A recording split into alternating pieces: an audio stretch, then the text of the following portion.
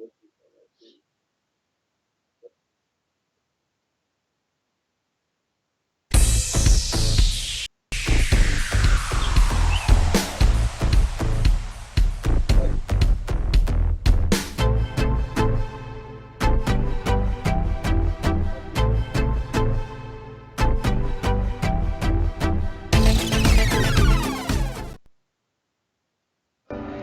see you. Hi, Stan. Hey, Amy. Hi. Is this gonna be like a little bit of late night PSDS? We're gonna just shoot the bed. I see you. Yeah. Yes. Awesome. All right. Let me just make sure I got some recording stuff going on. Hey, everyone. Stan and Amy here with the Stamey Show, and we're doing a new feature. Is Elton's music coming through real loud, or is it okay? It's loud. Turn it down just a little bit more, honey, please. The recording. Okay. Thank you. Oh, what's this? So Stan and I came up with this idea. We were collaborating together on a project for these pillows that I wanted to do for my couch.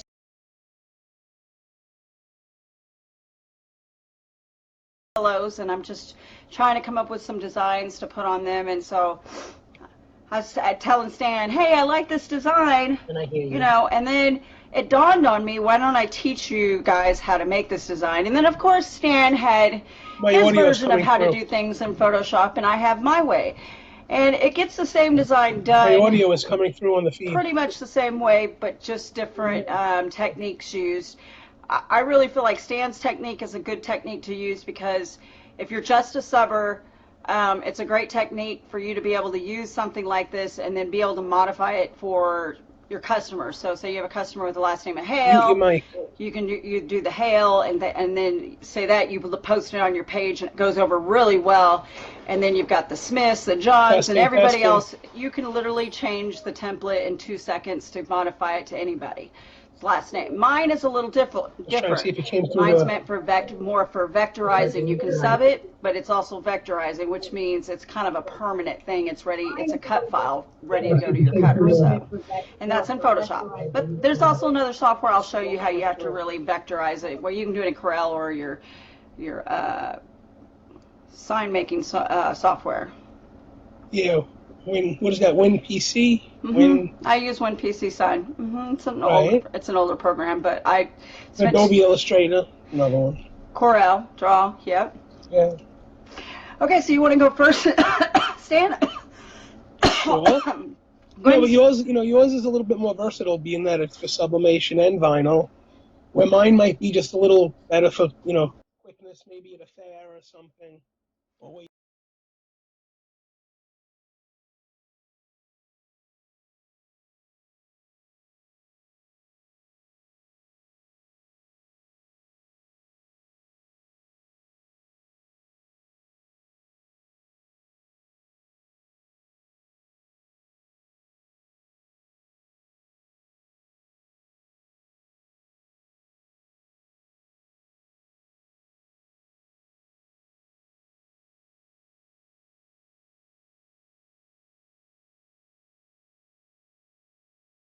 Back to Stan. Lost audio.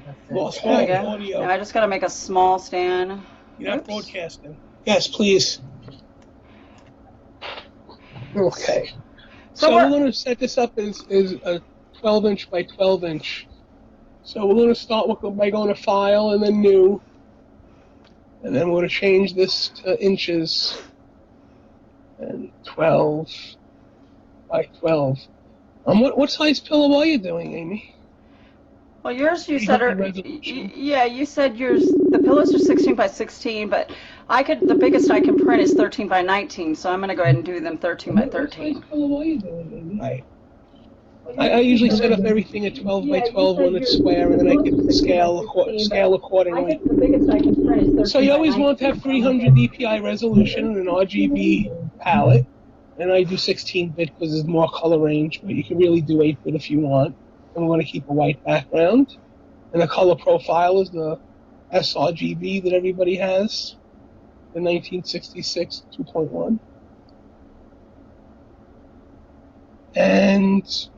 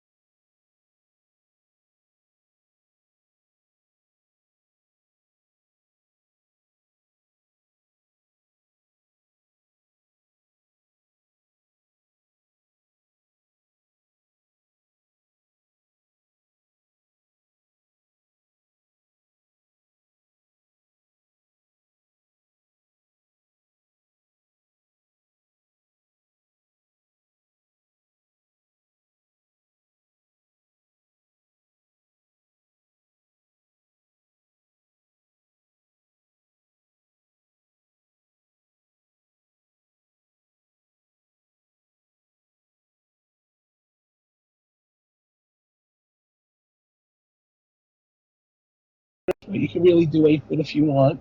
And we want to keep a white background. And the color profile is the sRGB that everybody has, the 1966 2.1. And we're going to place, text. I don't know where my head is at, guys. Text layer. And what you it is sent. You hear me, Jen? Mm-hmm. The and sign is in that sent right there, third one down. I don't know why my machine is lagging behind. Did you reboot it like I told you to? Absolutely. I don't want any mistakes. No technical difficulties, yes. So I want to make it big, but for some reason, they're lagging tonight. I'd use Control-T so I could transform and make it to the size I want. I'm going to hold Shift and Alt together so it gets bigger from the center out. Oh, I let it go a little quick. Just going to hold the Shift and drag it up. Drag this down. So I don't like it when it's so fat and wide. So I like bringing it in a little bit and making it a little more narrower.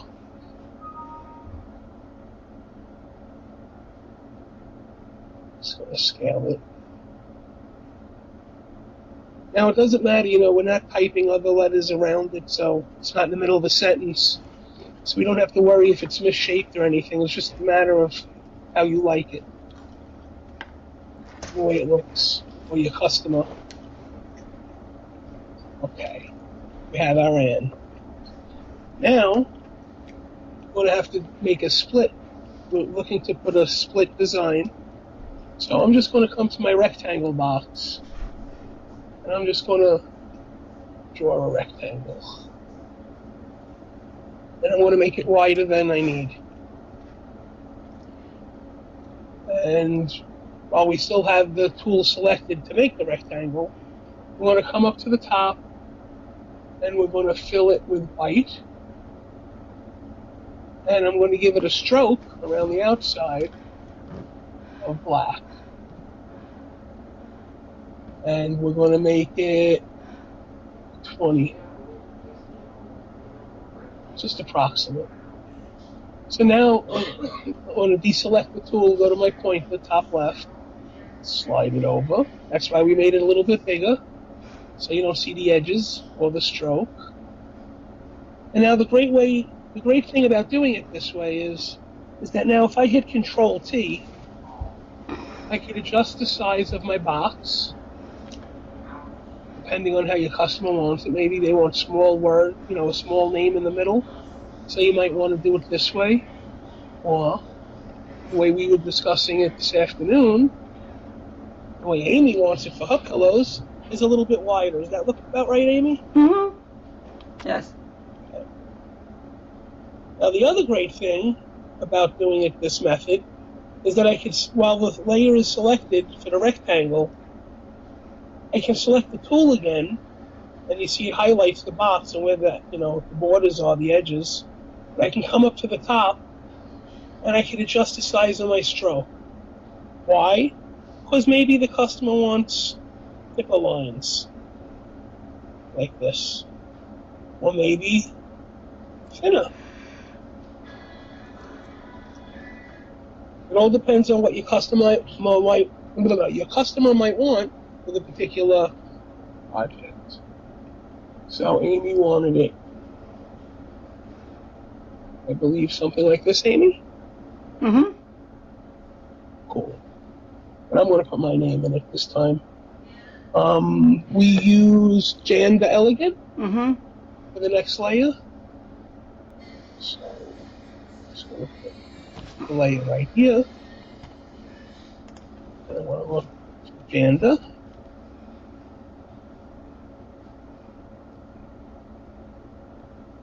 And I'm going to type Mr.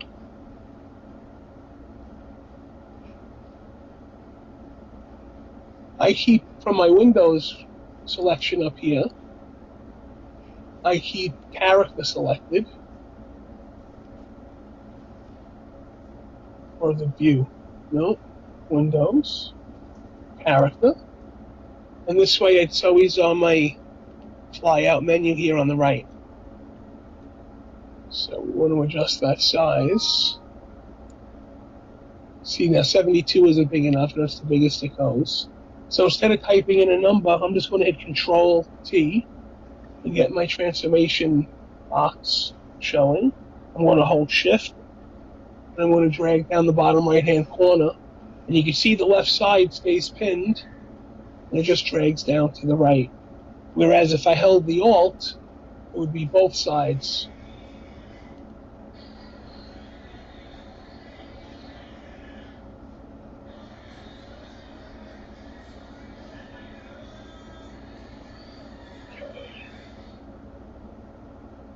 And we're going to put misses on the other side. So to be a little lazy, we can show you a little trick. So we make sure the layer is selected by clicking it while you have auto select up here on the top left selected. This way you know what layer it is. And if you hold down the Alt, and now you click your mouse and hold it and drag off to the right, it duplicates the layer. I'm going to put it right on the right side here. I'm going to select my text. I'm going to put an S in there. Misses. I'm going to take my pointer tool from the top left, and also in view, I have rulers selected, and show extras here, and snap. So now I can point to my ruler, click and hold the left mouse button and pull down, and a guide will come. The reason why I'll do this is so I can line up my misses to the bottom of Mister where I set my line. So let's see Mister. And let's look at misses. I'm using my control arrows on the right side of my keyboard for up and down. So we have better control of exactly where it is. And there's my Mr. and Mrs. Now, I'm going to select my name. Ooh, way too big. It's a 4050 font. Let's try 50. Okay. Oh, PX.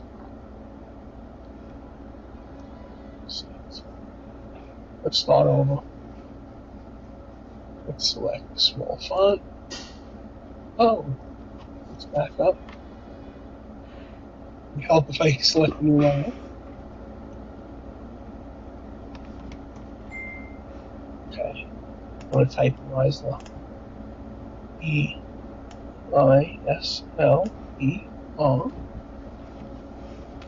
Now I'm going to Control T.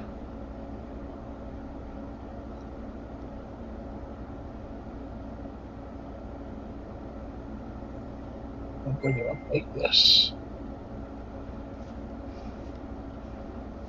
And I'm holding my Shift when I stretch it out so it stays constrained.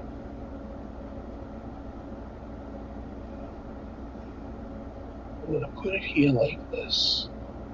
I know you guys are saying, I know, but it's getting lost, and it don't look so great that way. But what we're going to do is, we're going to come over to Reisler, make sure the layer is selected, and either we could double-click on the middle of the layer, or come down to the bottom and go to FX and select stroke. They both do the same. Yeah, I remember. You could close that because it shows me down in the right. It's doubled. I can't close it. It doesn't. I'll put it off to the side. There you go. That'll work. Uh-huh. So we're going to select, make sure that stroke is highlighted here, and we're going to select white.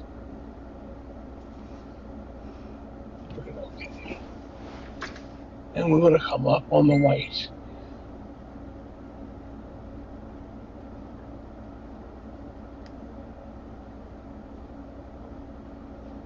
I believe we're going to leave it at 35 for the moment. And that's how I did it. I'm going to bring it down a little bit, actually. I want to use my arrows on the right and come down.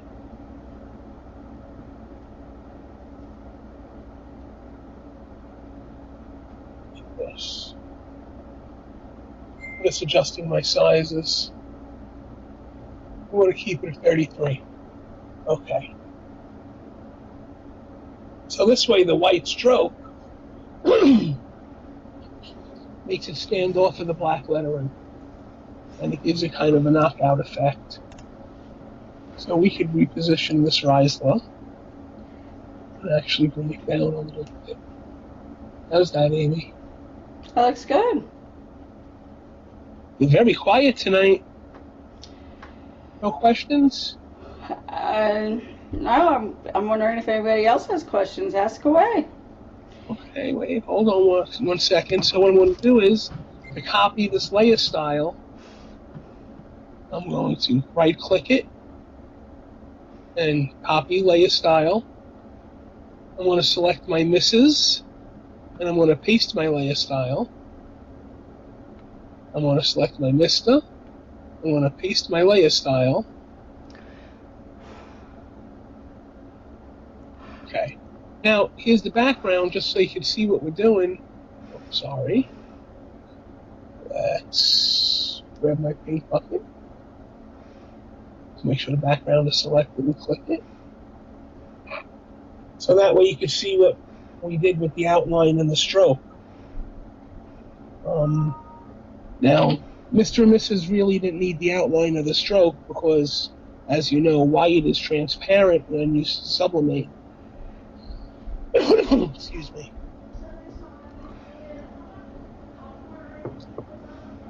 But we were just playing around last night, and I was showing Amy how we could do a double stroke around the Mr. and Mrs., if that's what you would like. So what I actually did is after I have the stroke around it, I right-clicked it, and I made it into a smart object. So you would select Convert Smart Object.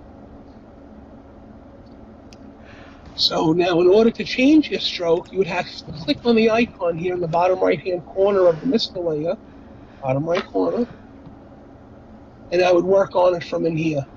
Any changes I might want, like move this over a little bit.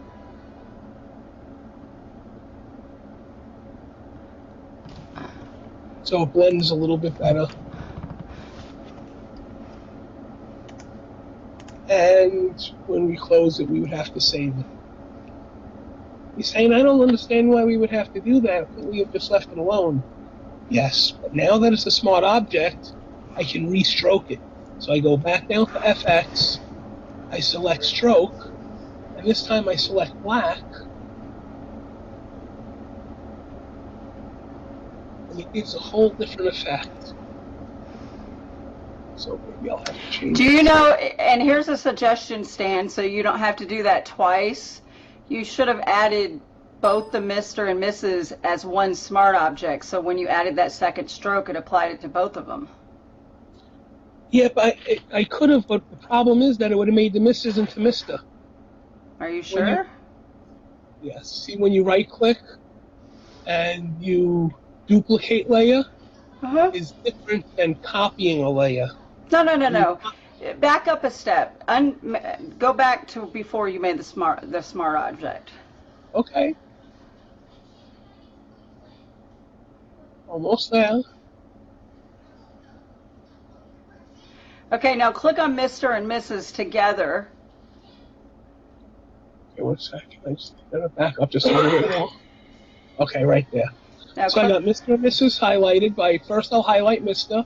I'll hold my shift button, then I'll click on Mrs. So now both layers are lit and active. Now what? Right click and convert to smart object. Together? Yes. Okay. Okay, now you can add your extra and it'll apply it to both of them. Oh, that is awesome. Look at that. Yeah, I was wondering why you take an extra step when you're doing the same thing for both of them. I just wasn't using my head. Okay. So, the position of the stroke is on the outside right now. So when I make it bigger and smaller, you can see that the white layer stays the same and just the black around the outside. So if you like it this way, that's great. But if you select inside, you take away from the white, see?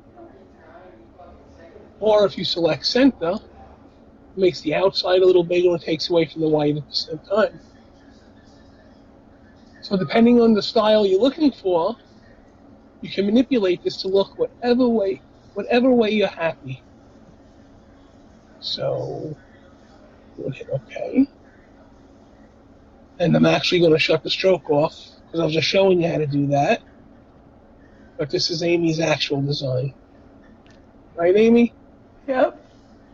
Oh my God, I can't stop yawning. I'm tired. Oh, and they're married together this way. Look. Mm-hmm. Nice. So this way I kept my level. Okay. So now you wanted to show them what it would look like with the 4 burlap background instead of the peach. And so what I would do is create a folder in your layers. Okay, I'm going to do that. Up at the top. Yeah, one. and name that like that's your workable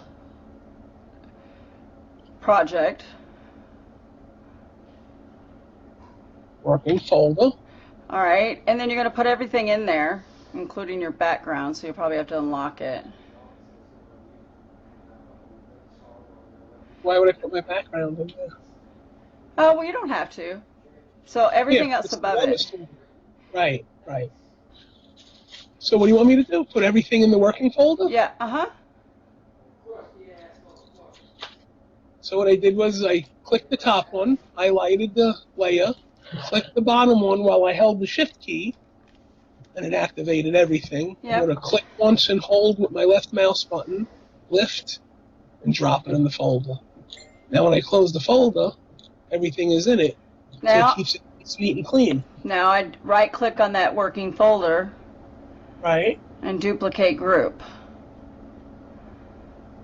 Okay. And then make this your mock-up. Change the name.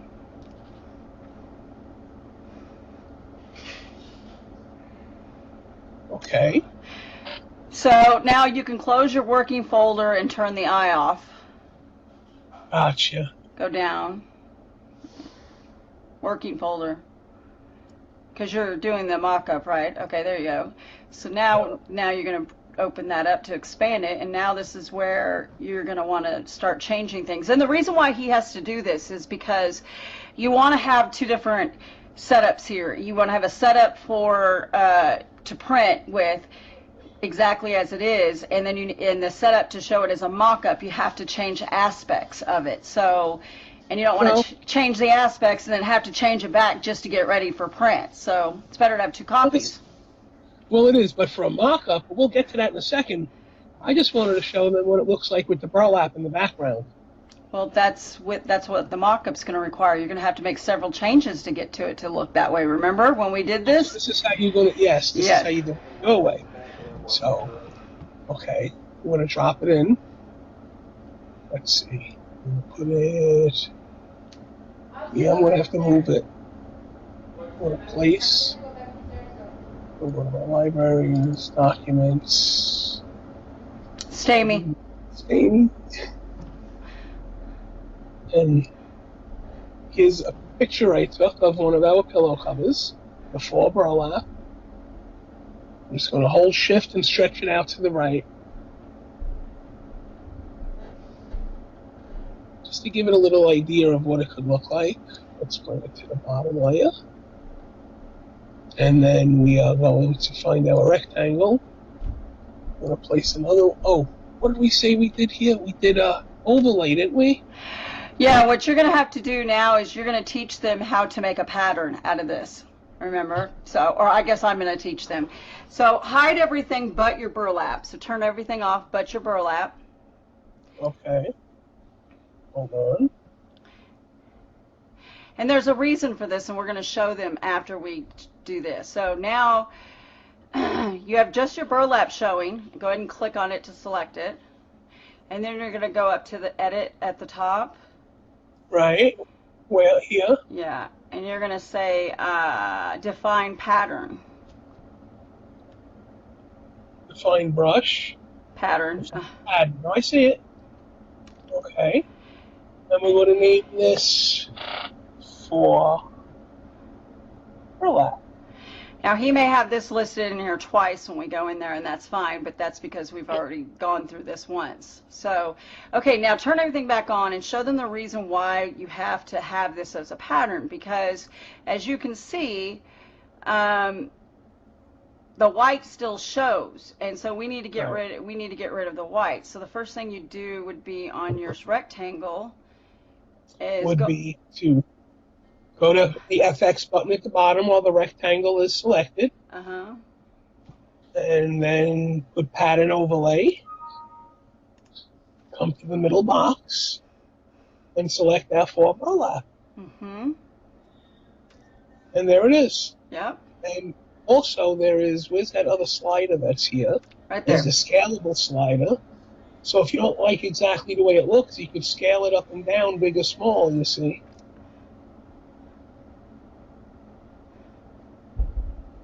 So we want it right where the other one is, approximately.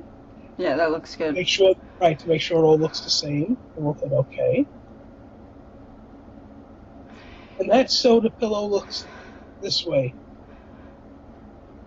But I might have done something a little bit different also.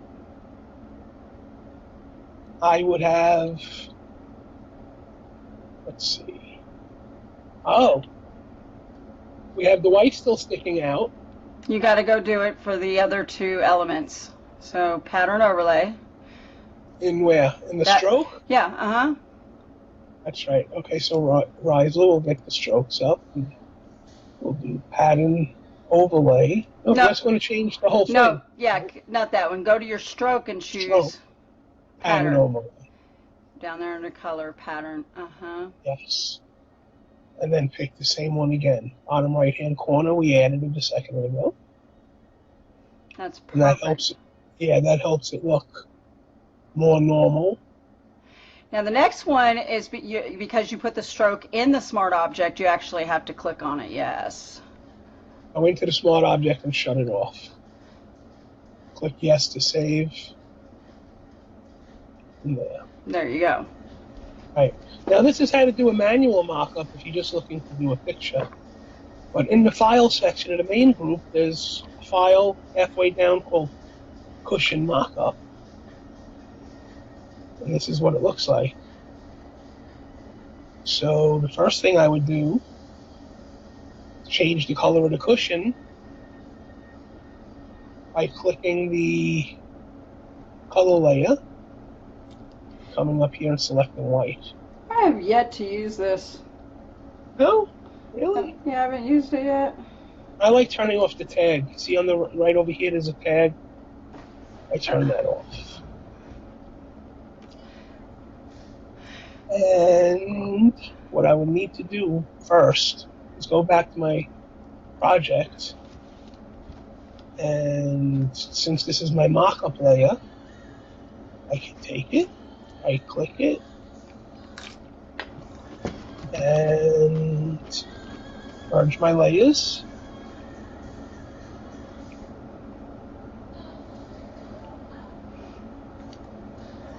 And it brings it all together like this.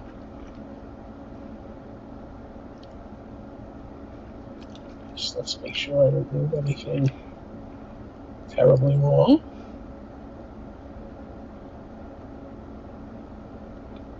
Okay. And I'm going to flatten the image.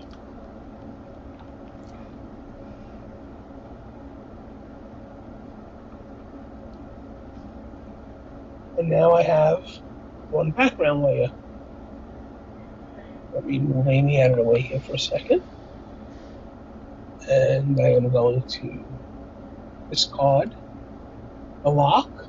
So I can now move my layer want to come to cushion, and right here where it says your art, this is a smart layer. We double click it. And I come over to my flattened image over here, and I drag it up, and I drop it into a layer. And you can see, wow, is that big? So let's back out of this a second by selecting your magnifying glass on the left and making sure on the top the negative is out.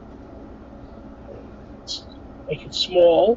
Then I do Control T, hold my Shift button, and bring it in from the bottom right hand corner.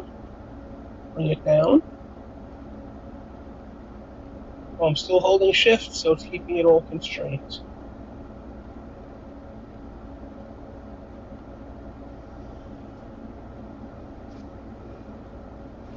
Okay, let's just leave it like that for the moment. And let's zoom back in.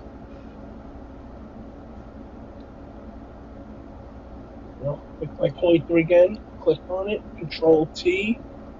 Let's just.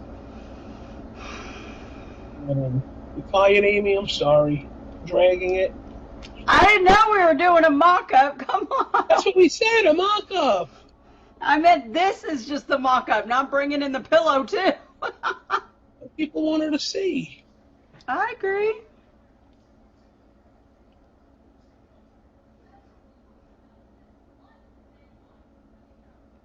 And what I would need to do is the background.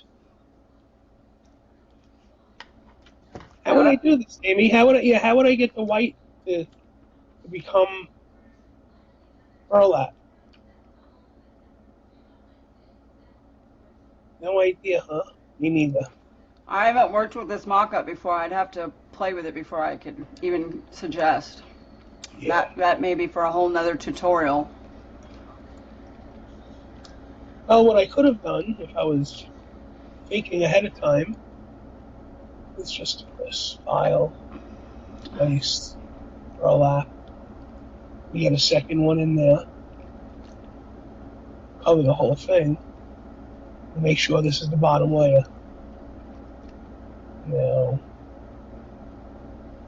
we pray that I didn't mess up too badly. It did because of that white line. Okay, I wasn't prepared, folks. Well, click on that color layer for a minute. Well, that color layer would help. There you go. How'd you do that? No, it just turned it all burlap. It's not the color. Well, no, this line I'm looking at, because in the flattened image there's a white line. Yeah, that's because you... But yeah, what I did was I put another burlap layer underneath my other layer, and I made it bigger than the image. Oh. But see what I was saying, double click on the burlap over there. Not on the color, but not on the color. Oh, no, go back. Well, okay, if you want that white gone, just erase that. Going from that point to that point, it'll blend in with the other burlap. Okay. Just take your eraser. What happens if I click Magic Eraser and I get rid of white and I make it transparent? It might. Let's see. Oh, you totally went off the screen. Yes, I did.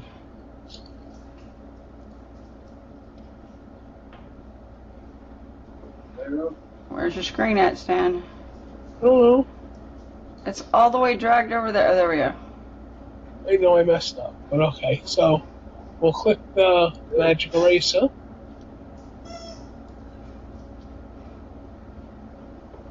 Ooh, what aim I have. Well, I'm the one that told you to erase it. Why wouldn't you just... You run the money with it. Your brain runs so slow sometimes. It does. Okay. So that'll make it look better. Okay, Amy. So There you what's go. your way? Now that looks phenomenal. I can't wait to download that template, that mock-up, and start playing with it. I totally forgot we have that. Well, you know what I do to show everybody real quick? I'm not going to go, it's only a half a second. What I do is I shut off the background because I don't like the background, and I roll everything up from the shadow. I hold shift, click all the way up to here, and I make this smart object. The reason I do that is because I can drag it now and bring the shadows and all the effects that come along with it. Mm-hmm. See, there's right in here, there's a shape, a lighting effect. And I bring this into a regular mug mock-up.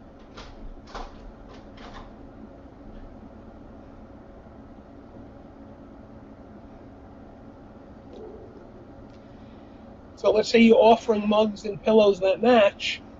I would come over to the cushion mock-up, grab it, and drag it over to this one, and now drop it in. And I now have two mock-ups in one,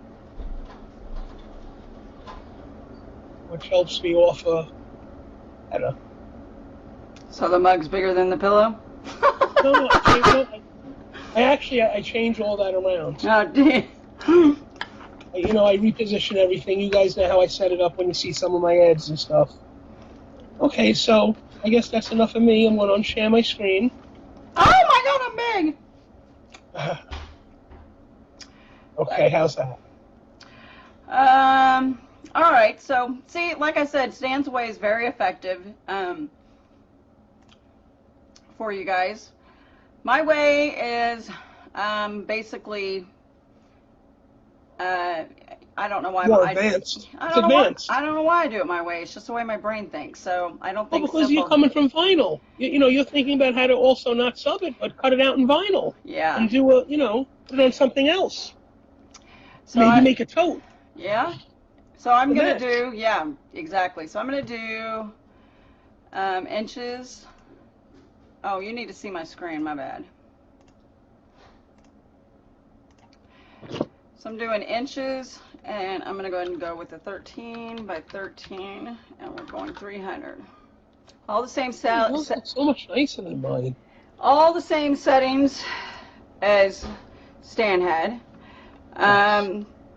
So next I'm going to, I already had this open, so I'm just going to right click and do duplicate layer, and I'm going to do it to that new title. So it's over there. So it's already there for me, okay? A little big. I'll get in the center, and I hit enter to lock it in. All right, and then that's my background. So now we need our text. So we choose black as our text. It's already chosen. The and sign is in the font I want it to be, so I'm going to choose and. I'm just going to get my pointer tool, and I'm going to make it big how I want it. Now I do agree with Stan, I don't want it too fat, but I also don't want it too skinny. And remember, this is going on a pillow, so I want it to be fairly big. And sometimes maybe the best way to do that is by making it thinner. Okay. Just gonna go ahead and scoop mine all the way down to the bottom. Okay. So the next thing I would do is we want to get the center out of here. So that's where he made the square. I'm just taking my marquee tool up here. And the first thing I'd have to do is, you can't do anything with a font in Photoshop. You have to rasterize it so Photoshop thinks that it's no longer a font and it's a rasterized image. So you right click and choose rasterize layer. Right, Stan? Right. Next, now it's an object. Now it's an object. So next, I'm going to want to cut out my center, and I think that's about good. So I cut it out. It's not there. If you can see, like the background drawing, it's gone. And the next thing I would do is I need those lines. So I'm going to come over here to my rectangle tool. And and I'm just going to make a thin one.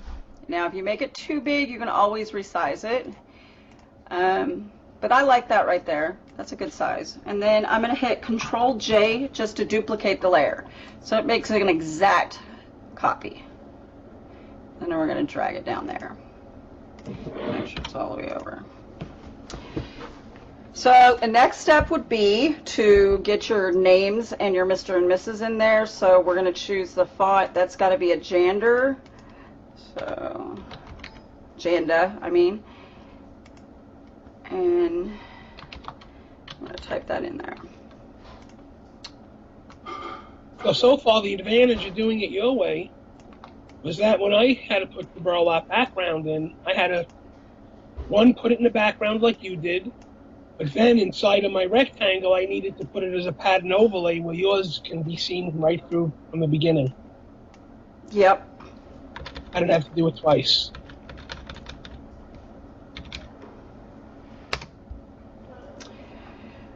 Okay, so this is the next step. So we're going to go ahead and add the white stroke. I'm going to do the same thing, white. You could actually choose any color, but I'm going to choose to go with white. And the reason why is because we're getting rid of it altogether. So I'm going to go with 15. Right, white is transparent in sublimation. And I think last time I might have gone with 30 is what I decided. Yes. Okay. So then that's your final phase there. Now, I mean, not the final phase. Next is to get the Mr. and Mrs.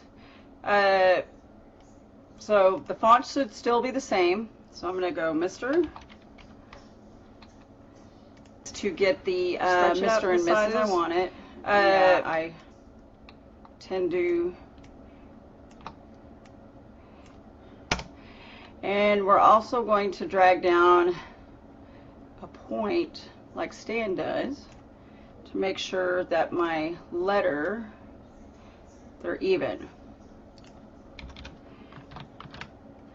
Now when I zoom in, Stan takes the hard way. How I zoom in is by my keyboard shortcuts of Control and then the plus sign. Makes you zoom in. Oh, yeah? Yeah, if you hit Control minus, it zooms out. I didn't know that. I'm all about keyboard shortcuts. Yeah. Okay. I love I'm starting to really love keyboard shortcuts. So to duplicate this as is, I like it. I'm just going to hit Control J, and it duplicated the layer. So now I can take it over here and drag it over. And of course, we have to hit Enter to lock it in place. We have to change the text to Mrs. No, it was RS. Yeah, I know. All right, and then we want to go ahead and put that up there where the other one was and scoot it over. Okay, so that's what it looks like. So now you're pretty much done. And to get it ready for a vector, we need to lock everything in together and make this as one rasterized image. So how I'm going to do that is I'm going to hold my shift key down while highlighting on all of my objects except for the background and the burlap, all of my layers, I'm sorry. And I'm going to right click and do, it's not letting me, there we go, right click and merge layers. So now they're all one layer. The next step is getting rid of the white. And my favorite way of getting rid of one solid color altogether is by, I don't have your pop out screen, Stan. Hold on. I need your pop out. There we go. I can't see me, but I like that I can see you. Wait. Yeah. I was sitting there going like this the whole time, but now I got the pop out up. Yeah. Okay, so I go up here and I go select by color range, and I'm going to choose black because I want to keep everything, all the black, and just get rid of everything else. All right. The next thing I need to do is only make sure that this layer that has the color that I want to get rid of is highlighted, nothing else, or is showing, nothing else is showing. And now we're going to come over here and do layer mask. So as you can see, it wipes out all the white. At this point, you're done with your layer mask. There's no reason to keep it.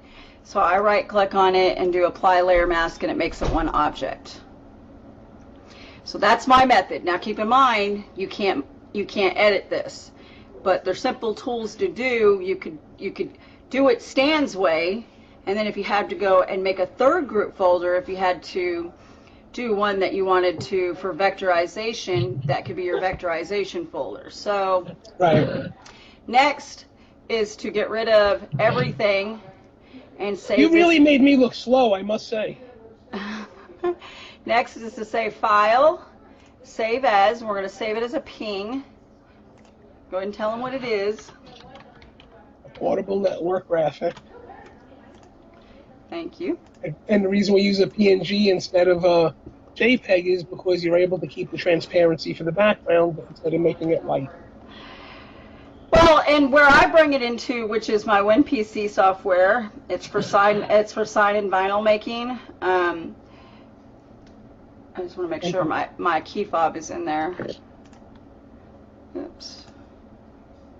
We're gonna do new. Is because I have to vectorize it anyway. So even if the white came through, it wouldn't matter. So I'm gonna do import image, and we're gonna click here. And there's the image. Now, for vinyl software, this is not a cuttable image. If I were to click this, which Right, it's just a PNG. Yeah, it's just a PNG. And when you click this little W down here, I don't know what exactly it stands for, but it should show me line files that are ready for cut. It doesn't. So what I have to do is auto vector it, and I'm just going to hit OK. Just takes a few seconds. If you had a lot of colors in here, it would take a little longer and sometimes can be a little more complicated to do. So now you can see it's my lines. This is ready to cut. Okay, you can also do this in Corel as well. So, and I know how to do it in Corel. I just choose to use this software because I know how to do stuff really quick in it. So, and if I were to, yeah. So now it's ready to cut. It's gonna, if I were to send this to a cutter right now, it'd cut exactly how you see it here. If I were to use black vinyl or glitter vinyl to put on the pillow, or any kind of, or even foil would look great. I bet I'd love to try foil on those pillows. You know, I don't know how many know this and how many do know this, but I've never cut vinyl. I don't have a plotter or a cutter or anything. But the other night, and Nell, please don't be mad at me, please, Nell, I didn't get a silhouette. I got a Cricut. They had a special on Home Shopping Network, HSN. And first time I ever bought anything off of there. And no, lavender. And no, they don't sponsor us in any way, so they're not getting anything. We're not getting anything out of them. We have no sponsors, just Staney. And I got the lavender version, so I have a lavender Cricut, and I'm going to be learning how to use it. And I can't wait to make a couple of projects. I'll let you know all how that turns out. Because Amy's going to be doing a lot of teaching, and a couple of other members. Yeah. So basically, this is what we were showing you, the different methods on how to create this design right here. I'm covering poor Stan's face. It's okay. So we appreciate y'all hanging with us. This is our first ever late night BS session. It is, and I got to tell you, it was a lot of fun. Yeah, it was. I was tired in the beginning, but you know.